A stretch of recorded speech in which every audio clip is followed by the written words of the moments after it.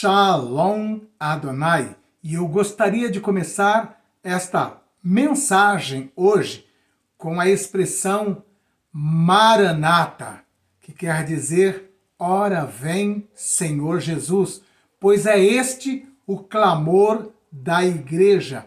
Não esperamos muitas coisas deste mundo. Sabemos que estamos vivendo os últimos instantes da igreja na face da terra. Para os demais, ainda restam no mínimo 7 anos, caso o arrebatamento aconteça hoje. Mas nós também temos visto um número enorme de pessoas que têm depositado grande esperança no governo de Donald Trump. Não quero condenar ninguém por isso, eu também coloco uma certa expectativa de que possamos ter pelo menos alguns períodos que nos possibilitem continuar pregando o evangelho, tendo a liberdade de expressão, podendo proferir a verdade, porque se há uma coisa que eles combatem em todas as mídias, em todas as plataformas de mídia, é a verdade. Por que combatem a verdade? Porque o próprio Jesus disse: eu sou a verdade. E nós queremos deixar bem claro que nós, como igreja, não podemos olhar ao pé da letra e nos deter em tudo que está escrito em Mateus 24, Mateus 25 e ter aquilo como sinalização para nós como igreja.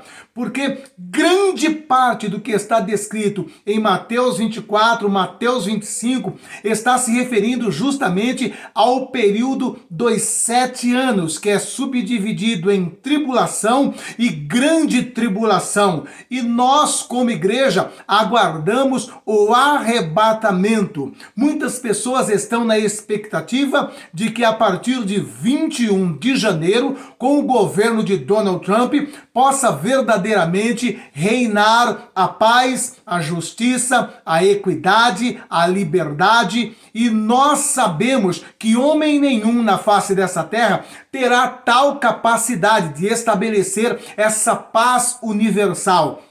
A paz universal tão aguardada será implantada por Jesus nessa terra, e isto no seu reino milenar. E nós sabemos que a própria palavra de Deus, ali no livro do Apocalipse, quando descreve a abertura dos 4 primeiros selos, com a abertura do primeiro selo entra o cavaleiro branco. O cavaleiro branco, que é tipificação do anticristo, ele virá tentar enganar a humanidade, justamente prometendo paz, justiça, liberdade, igualdade. E nós sabemos que logo após o cavaleiro branco vem o cavaleiro vermelho, que está linkado com um período de guerras intensas, onde haverá uma mortandade sem precedentes na face da terra.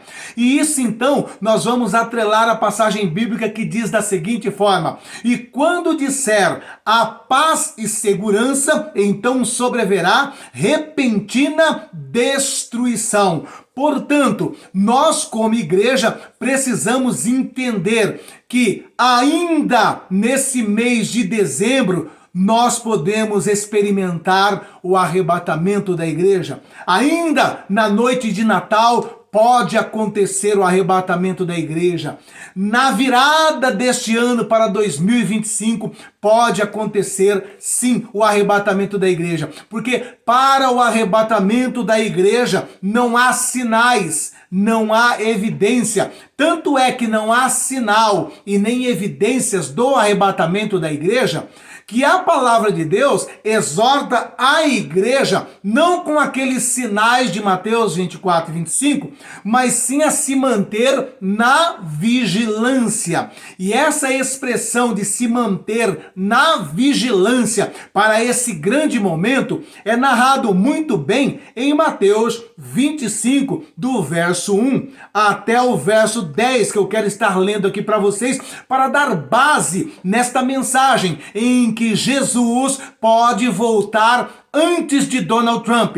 Todos estão aguardando o retorno de Donald Trump. Todos estão aguardando a volta de Donald Trump. Porém, eu venho dizer que antes da volta de Donald Trump, antes do retorno de Donald Trump, Jesus pode voltar. Jesus pode retornar. E eu e você, como igreja, temos que estar preparados e vigilantes para esse momento, segundo a parábola das 10 virgens que está em Mateus capítulo 24, a partir do verso de número 1. Olha o que diz a palavra de Deus para todos aqueles que estão de olho em Donald Trump, que estão de olho em 21 de janeiro, que estão aguardando ansiosamente o retorno de Jesus Cristo. E muitas vezes é triste ver esta situação, porque muitos cristãos estão aguardando muito mais ansiosos a volta de Donald Trump, o retorno de Donald Trump, do que a volta de Jesus Cristo. E nesta tarde eu venho aqui para alertar você como igreja que temos que estar vigilantes, não para a volta de Donald Trump, não para o retorno de Donald Trump, mas para a volta de Jesus Cristo, para o arrebatamento da igreja. E a palavra de Deus nos exorta a nos mantermos nesta vigilância.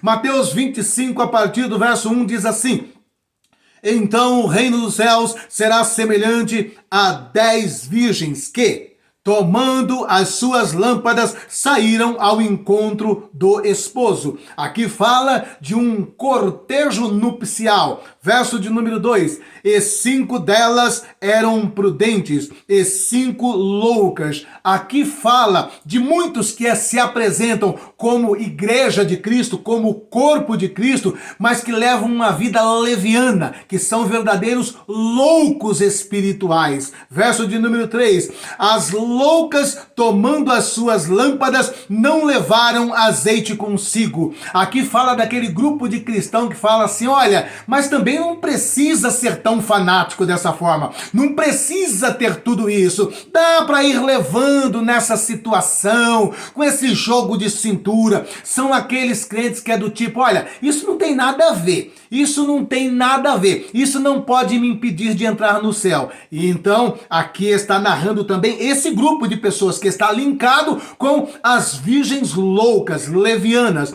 Verso de número 4. Mas as prudentes levaram azeite em suas vasilhas com suas lâmpadas. Aqui fala dos cristãos prudentes, que sabendo que estamos vivendo os últimos dias da igreja na face da terra, sabem mais do que nunca que temos que manter nossas lâmpadas cheias do azeite do Espírito Santo. As lâmpadas somos nós mesmos, porque Jesus disse: vós sois a luz do mundo. E segundo o contexto bíblico, a lâmpada só se mantinha acesa se tivesse azeite dentro, que era o combustível para manter a chama.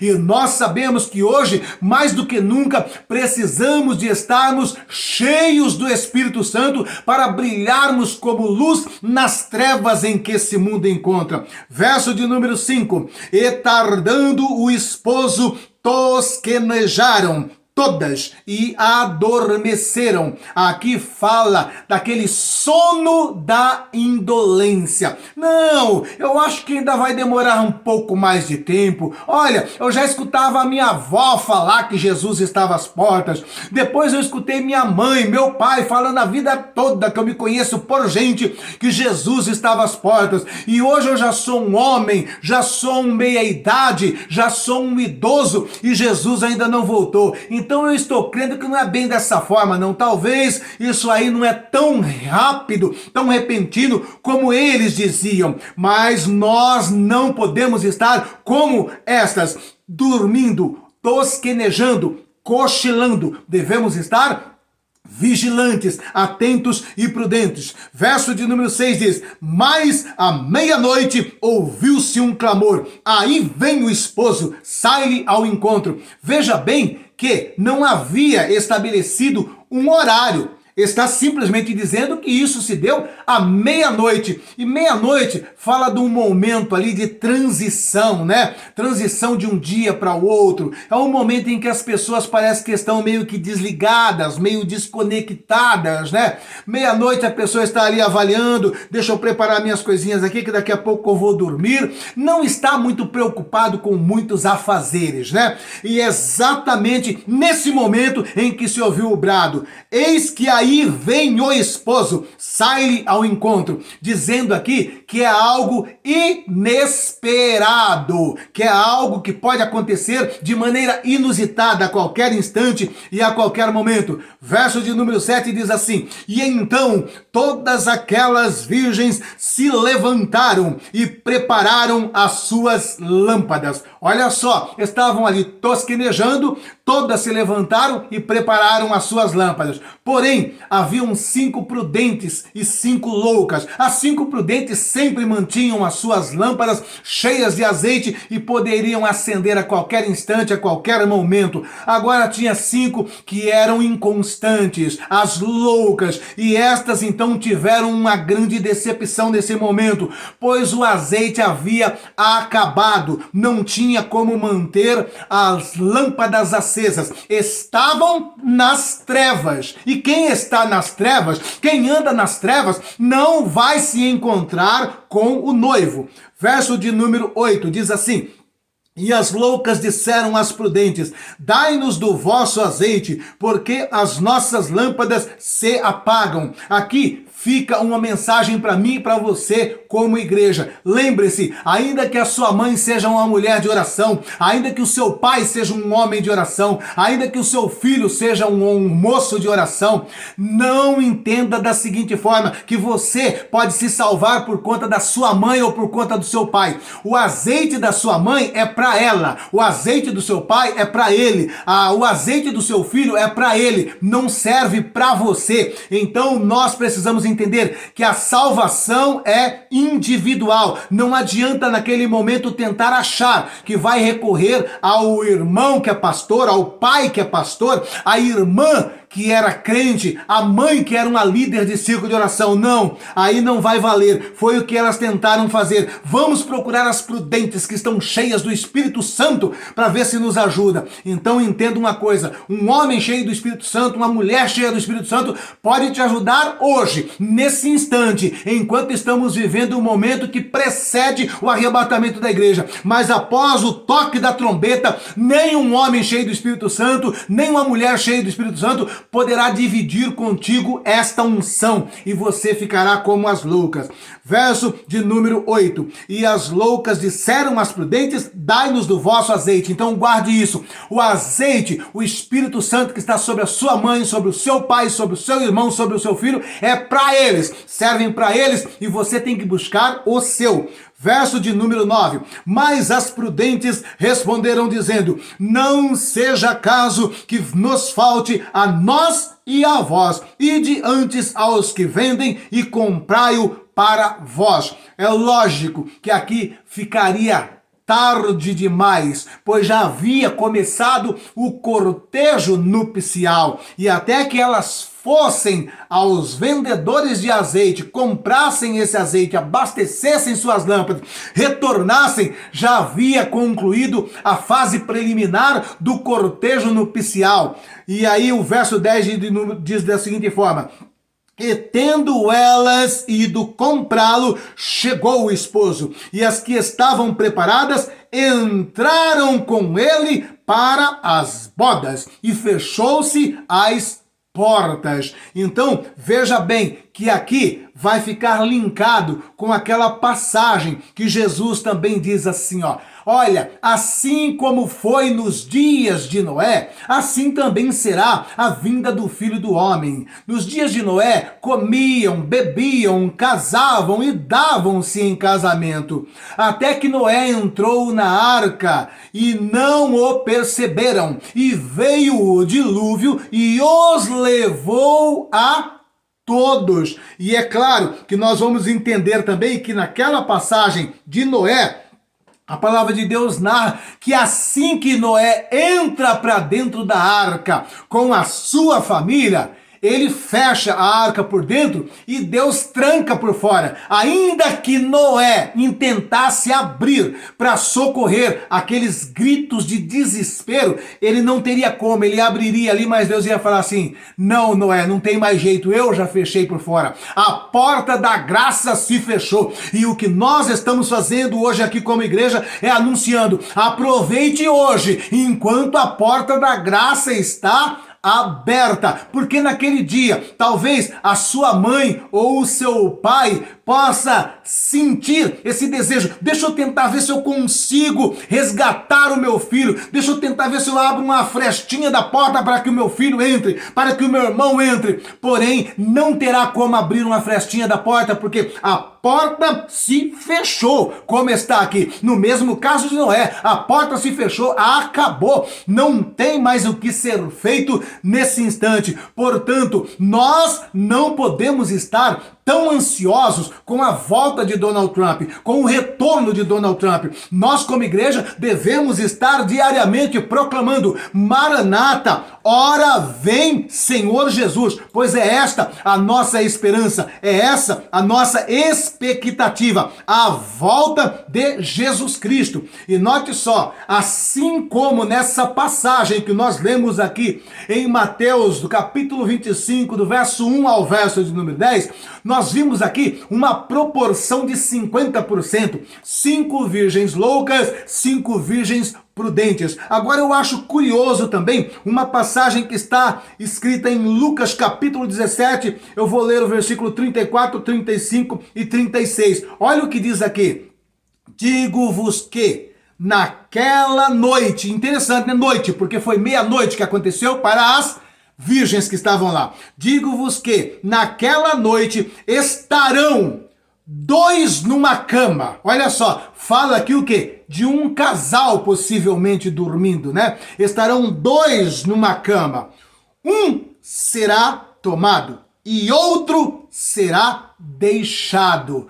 Olha só, aqui está falando de algo que pode acontecer. É lógico que nesse instante do arrebatamento, em alguns lugares do mundo pode ser dia, mas em outros lugares do mundo pode ser noite. Ou seja, assim como terá em alguns lugares do mundo pessoas trabalhando, terá em outros lugares do mundo pessoas dormindo. Então olha só o que diz aqui, que estarão 2 dormindo, né? Aquela serva de Deus que infelizmente é casado com um homem ímpio, né? Então o que vai ocorrer naquele instante? A serva de Deus será tirada daquele leito. E a hora que o homem acordar, ele vai dizer: ué, cadê a minha esposa? Ela estava aqui, eu simplesmente vi sumindo abruptamente da minha cama a minha esposa. É assim que está escrito aqui. Verso de número 35, vai indo aí, ó. 2 estarão juntas, moendo. Uma será tomada e outra será deixada. Então, o que eu disse para vocês, em alguns lugares do planeta será noite, muitos estarão dormindo, 2 estarão dormindo, né? E aqui agora é uma outra parte do mundo em que estão trabalhando. E é dito aqui, 2 estarão juntas moendo. Estão ali na moenda, 2 mulheres do campo trabalhando, né? Uma será tomada e a outra será deixada, né? E de repente está as 2 ali no maior diálogo, conversando e trabalhando no moinho, e de repente uma desaparece. É isso que está aqui. Uma é tomada, né? Quando você fala de tomar, né, é diferente de você falar me dá, é diferente de você pedir. Tomar fala de alguma coisa de retirar abruptamente, tomada. Então diz aqui, uma será tomada e a outra será deixada. Você já imaginou aqui o desespero? Ainda mais, né? Já pensou se a conversa dessas 2 que estavam na moinha ali seria alguma das partes evangelizando a outra, dizendo para a outra: olha, receba Jesus como seu Senhor e seu Salvador, se arrependa dos seus pecados, confesse Jesus Cristo como seu Senhor, confesse Jesus Cristo como seu Salvador,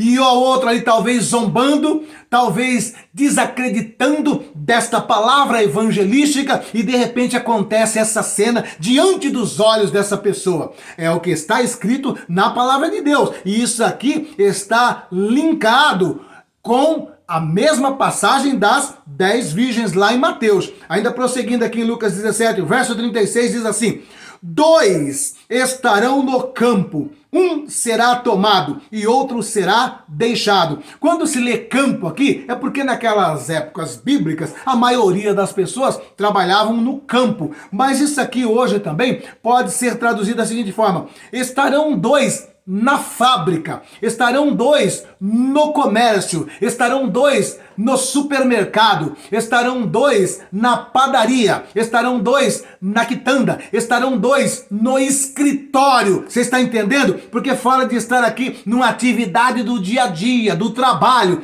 E você já imaginou a situação? 2 companheiros de trabalho estão aqui conversando no escritório, cada um no seu computador e perguntando: hoje é sexta-feira, e aí, vai sair para tomar uma breja? Vamos tomar uma gelada depois do expediente? Sextou, né? E de repente ele está nesse convite todo animado porque é sexta-feira, e de repente, quando eles olham, uma cadeira fica vazia diante dos seus olhos. Uma cadeira fica simplesmente sem ninguém, um computador sem o seu operador. E todos olham atônitos, todos olham assustados. Ele desapareceu. Sim, é o que está aqui nessa passagem. 2 estarão no campo, um será tomado e outro será deixado. Você já imaginou esse momento de pânico para os que ficarem, principalmente para os que conhecem o Evangelho, principalmente para os que estão ouvindo essa mensagem que eu estou pregando hoje e está zombando, está rindo da minha cara, está dizendo: esse cara é louco? Sim. Da mesma forma falavam com Noé, viu? Com Noé também falava do mesmo jeito. Esse velho é louco, que dilúvio coisa nenhuma, onde se viu chuva, água descer do céu a ponto de transformar toda a terra em um grande oceano. Eles riam de Noé, e principalmente não só pelo fato de acharem que seria impossível uma chuva que transformasse toda a terra em um grande oceano, mas naquela época ainda havia-se uma diferença dos climas em que vivemos hoje. Naquela época não haviam as chuvas como nós a conhecemos hoje. A Bíblia diz que naquela época a terra era irrigada por um vapor que subia da terra e irrigava todas as plantas. Então, não era comum na mentalidade, na ótica deles, esse termo chuva, tempestade, tormenta. E era isso que Noé pregava. Então diziam: esse velho é louco, esse cara é louco, esse crente é retardado, fica com essa Bíblia na mão dizendo que Jesus vai voltar, fica lendo esses textos bíblicos dizendo que Jesus vai voltar. Noé passou a mesma coisa. Ele era chamado de louco, de retardado. Esse velho está caduco. Faz 100 anos que ele está construindo esse barco aí, nada. Eu nasci, hoje sou um homem com 80 anos. Eu nasci, hoje sou um homem com 90 anos. Eu casei, tenho filhos, tenho netos. E esse cara, desde que eu me conheço por gente, está aí dizendo aí que vai chover, que vai chover, que vai inundar toda a terra. É a mesma coisa que está acontecendo hoje. Eu tenho certeza que enquanto estou aqui ministrando nesse conteúdo, pessoas estão também me chamando de louco. Que Jesus voltar, que arrebatamento, que pessoas sumindo, desaparecendo. Não sou eu que estou dizendo, é a palavra de Deus que está dizendo. E é esta mesma palavra que você está ouvindo hoje, que naquele grande dia, quando você tiver que se apresentar diante do trono branco, te será apresentada como testemunha. Você ouviu e você recusou, você ouviu e não quis saber, você ouviu e fez desdém. É isso que está escrito. E eu sei que muitos crentes ainda têm essa ótica, né? De que, não, a igreja vai passar a grande tribulação, a igreja vai estar aqui para passar a grande tribulação. E muitos até costumam dizer assim: meu irmão, olha, se as igrejas do tempo dos apóstolos, dos discípulos, a igreja primitiva passou toda aquela perseguição, eles foram mortos, foram enforcados, foram decepados ao fio da espada, morreram na guilhotina. Dos 12 apóstolos de Jesus, tirando Judas e colocando Paulo no lugar, somente um morreu de velhice.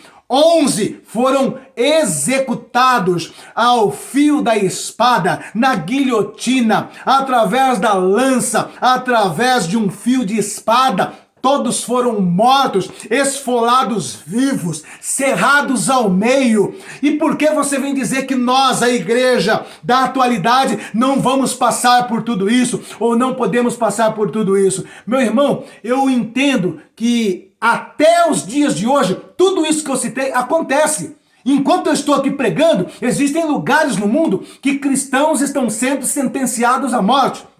Enquanto eu estou aqui pregando, existem lugares no mundo em que cristãos estão sendo enforcados. Existem lugares no mundo em que cristãos estão sendo queimados vivos. Nunca cessou a perseguição à igreja. Nunca deixaram de eliminar cristão. E para você que é crente comunista e crente petista, eu vou te dizer uma coisa, tá? E se houve mortandade de cristão, mais do que na época dos apóstolos, foi na implantação do comunismo em vários lugares do mundo.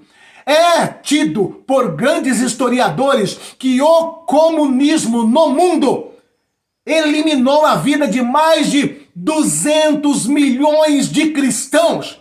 Então, você precisa entender, em todo o período da igreja ela foi perseguida sim, só que o que vai acontecer no período dos 7 anos não é nada comparado ao que aconteceu com a igreja nesses 2000 anos. É um período em que essa terra experimentará o juízo de Deus. O juízo de Deus começa com a abertura dos selos, passa pelas taças, pelas trombetas e vem se desencadeando uma catástrofe universal. E a palavra de Deus deixa bem claro que nunca houve antes e nem haverá depois dias como este. Você está entendendo? Então é algo atípico, singular. Nunca se viu nada do que diz respeito a tragédias, destruição, mortandade, perseguição, execuções, como haverá nesse período. E esse período aí, então, não é um período de perseguição da igreja, é um período do derramar da ira de Deus sobre essa terra.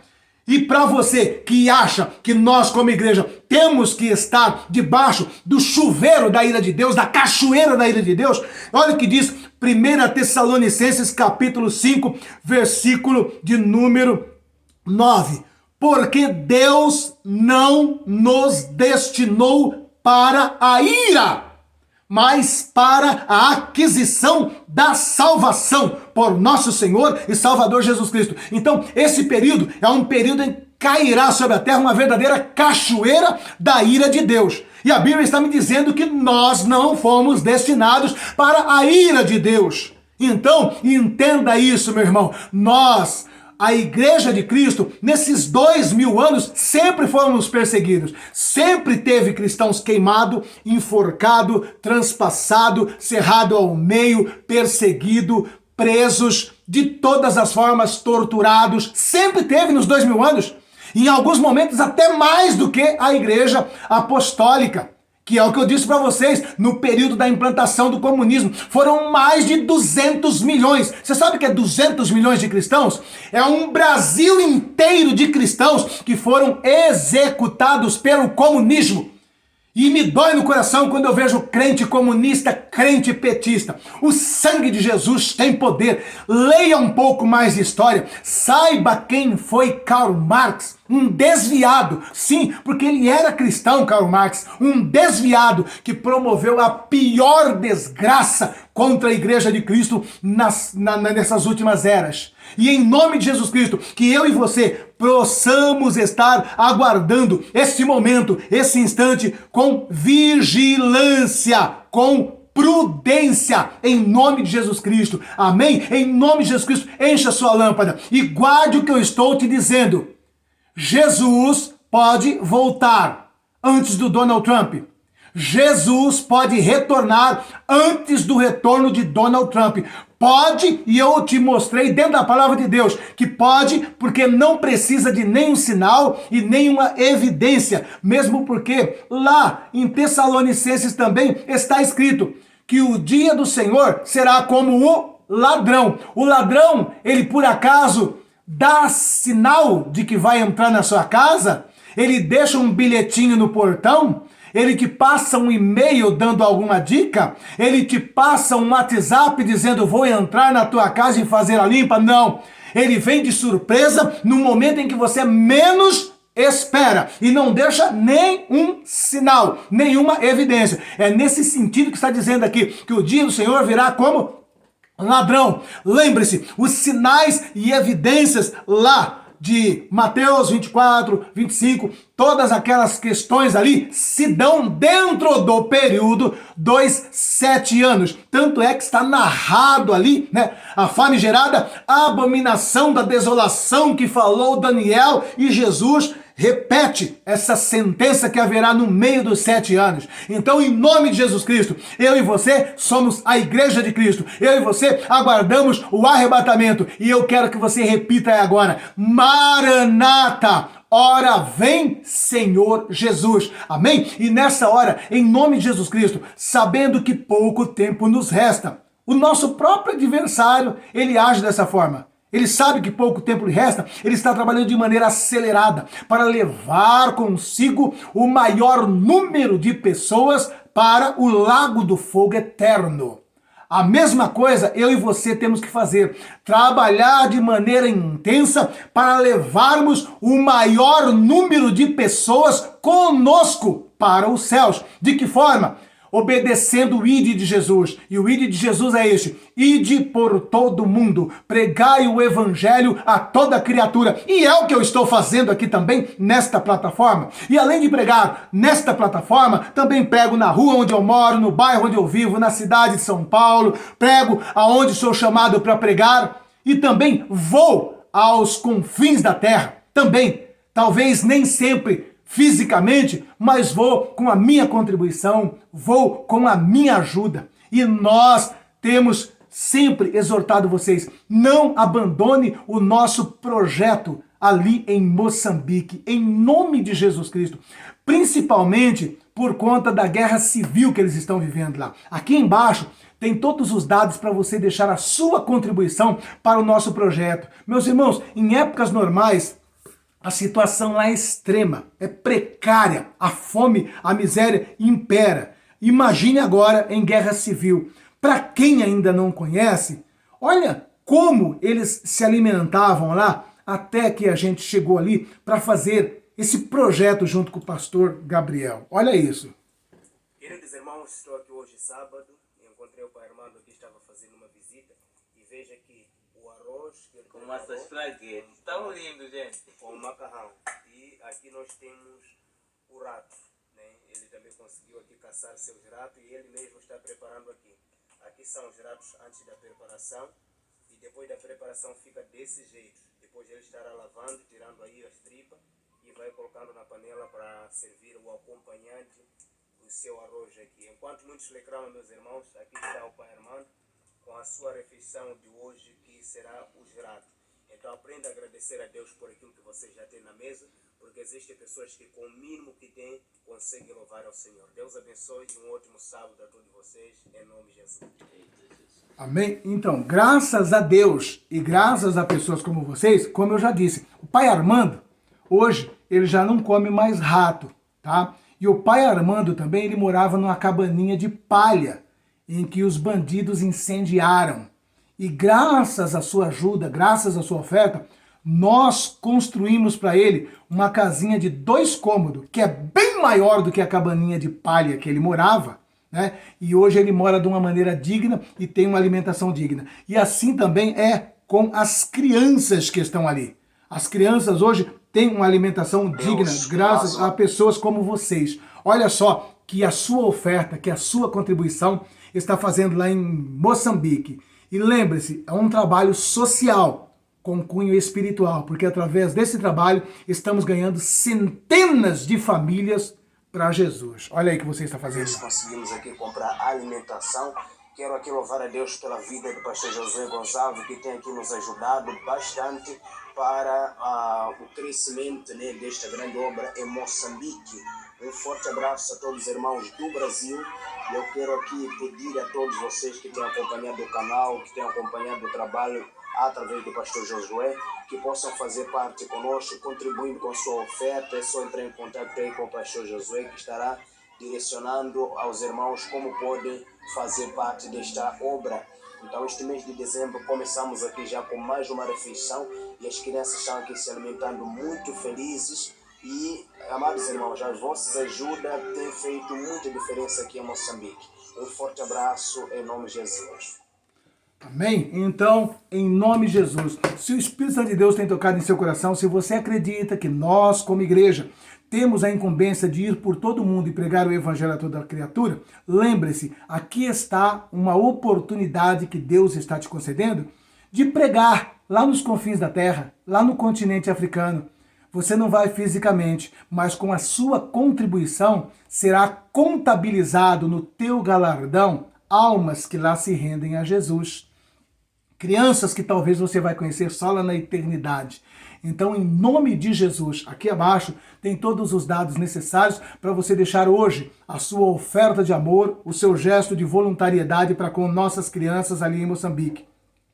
E em nome de Jesus, eu profetizo na vida de todos vocês uma restituição centuplicada. Que Deus abençoe em nome de Jesus o teu salário, a tua renda, o teu comércio, a tua casa, a tua despensa, a tua saúde, a tua família. Em nome de Jesus, eu não tenho como restituir, mas Deus, a quem você está contribuindo nessa hora, Ele há de te retribuir de maneira centuplicada. Em nome de Jesus Cristo. Amém? Que Deus em Cristo vos abençoe. Se inscreva no canal, deixa o like, o joinha e compartilhe essa informação. Evangelize junto comigo. Quando você compartilha essa mensagem com outras pessoas, você está evangelizando. É como se fosse você pregando essa mensagem para a pessoa a qual você enviou essa mensagem. Amém? Que Deus em Cristo abençoe a todos. Um forte abraço, um beijo no teu coração.